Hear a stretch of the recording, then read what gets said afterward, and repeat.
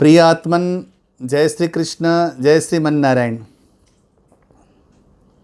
आज द्वादशी है, कल एकादशी थी, योगिनी एकादशी। आज बैठे बैठे प्रातःकाल से एक चिंतन मेरे मन में आया। चिंतन करते करते एक विषय मेरे मन में आया कि सारी दुनिया माँ को पूजती है, पिता को भी पूजती है। पिता का अपना अलग स्थान है, माँ का अलग स्थान है, लेकिन संसार में माँ की महिमा बहुत है। माँ के उदात्त चरित्र के बीच में पिता कहीं छुप जाता है। माँ का एक अलग विराट व्यक्तित्व है,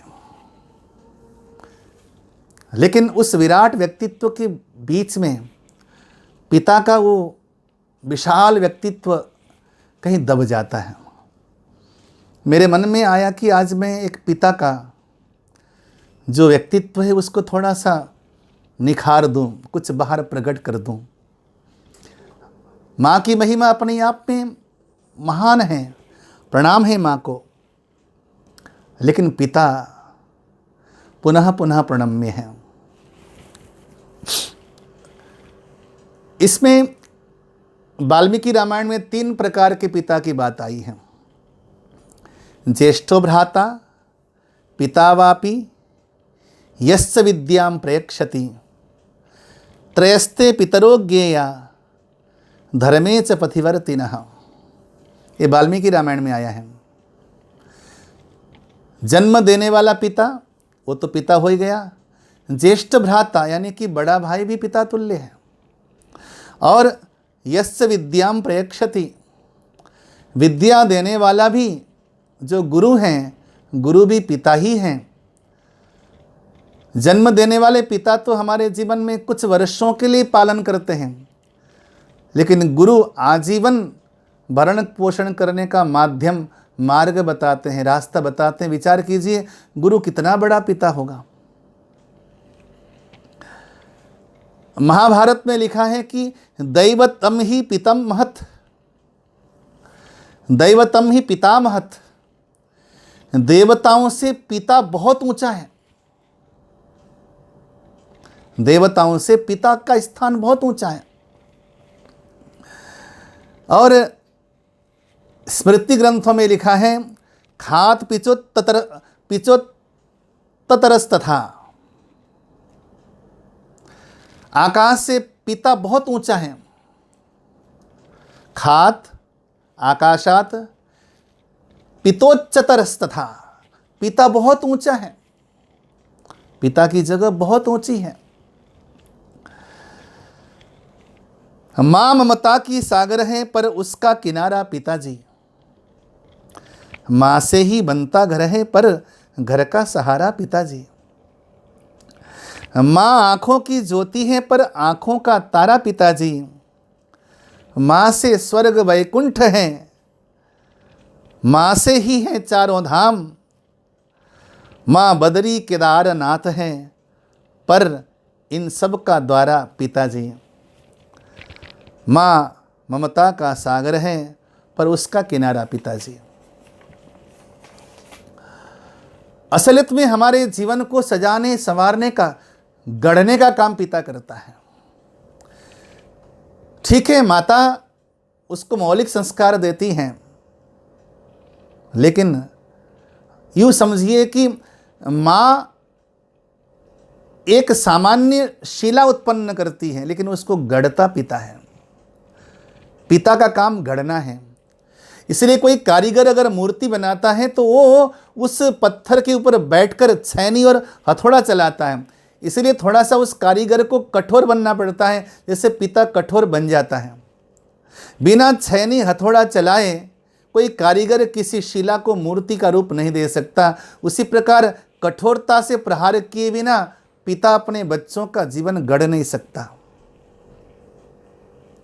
पिता बहुत उदात्त महान दानी है मेरे दोस्तों। ठीक है, माँ की महिमा अपने आप में परम पूजनीय है। माँ तो साक्षात देवी है, भगवान का ही दूसरा रूप है, इसमें कोई शक नहीं। लेकिन पिता उससे कमतर नहीं है।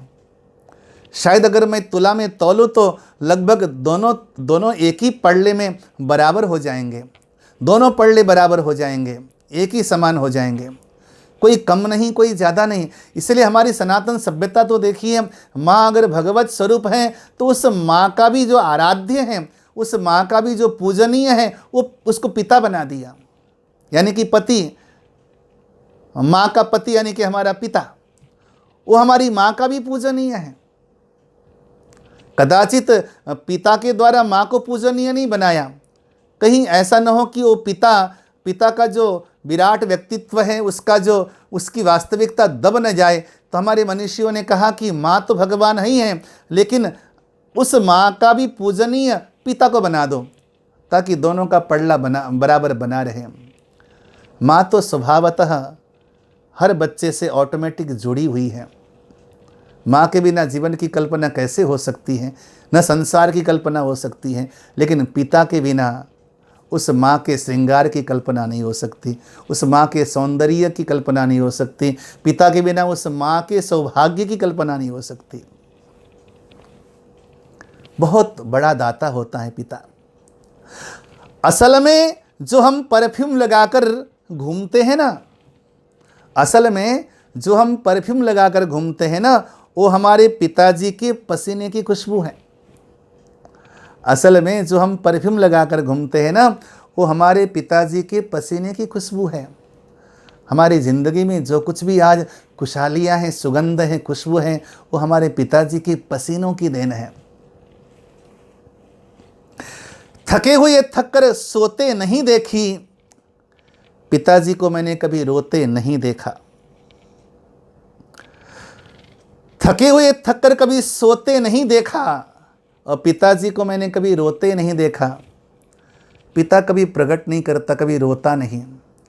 दिल में क्या दर्द है, क्या पीड़ा है, क्या परेशानियां हैं, बच्चों को बताता नहीं, घर को बताता नहीं, गुमसुम रहता है, मौन रहता है, घर के दुखों को ढक कर रखता है, अकेला घुटता है, अकेला जीता है, अकेला भोगता है और स्वयं संघर्ष करता है कि मेरे बच्चों को, मेरे परिवार को भोगना न पड़े, संघर्ष करना न पड़े, मेरे बच्चे, मेरे परिवार के जन उस दुख में कभी न डूब सकें।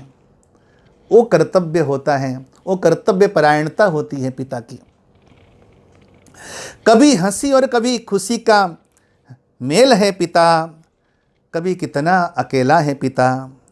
माँ तो कह देती है अपने दिल की बात, सब कुछ समेट के आसमान सा फैला है पिता।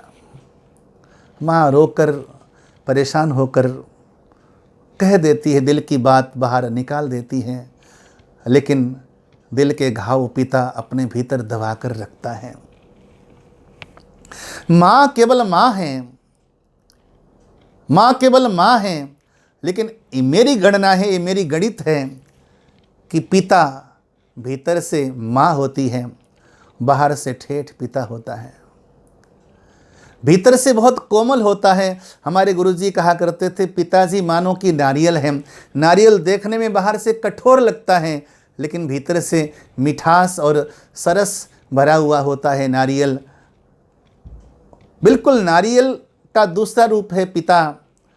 भीतर से मिठास, उज्जवल और मधुर होता है, लेकिन बाहर से अत्यंत कठोर होता है। इसलिए माँ केवल माँ होती है। माँ को कभी कभी पिता की भूमिका में आना पड़ता है, लेकिन पिता हमेशा भीतर से माँ की भूमिका में होती है और बाहर से ठेठ और कठोर होता है। इसलिए पिता के पितृत्व को समझना अत्यंत ज़रूरी है। कुछ बच्चे अपने पिता के पितृत्व को, पैतृक स्वभाव को, पैतृक कर्तव्य को, पैतृक धर्म को जीवन भर नहीं समझ पाते, इसलिए पिता का संपूर्ण प्यार नहीं पा पाते। मैं निवेदन करूंगा कि अपने अपने पिता को समझिए और पूजनीय पिता को आप निरंतर नमन कीजिए, प्रणाम कीजिए। उनका बहुत बड़ा त्याग है हमारे जीवन के लिए। ऐसे त्यागी महान मनीषी पिता को कोटि कोटि नमन प्रणाम। जय श्री कृष्ण, जय श्रीमन नारायण।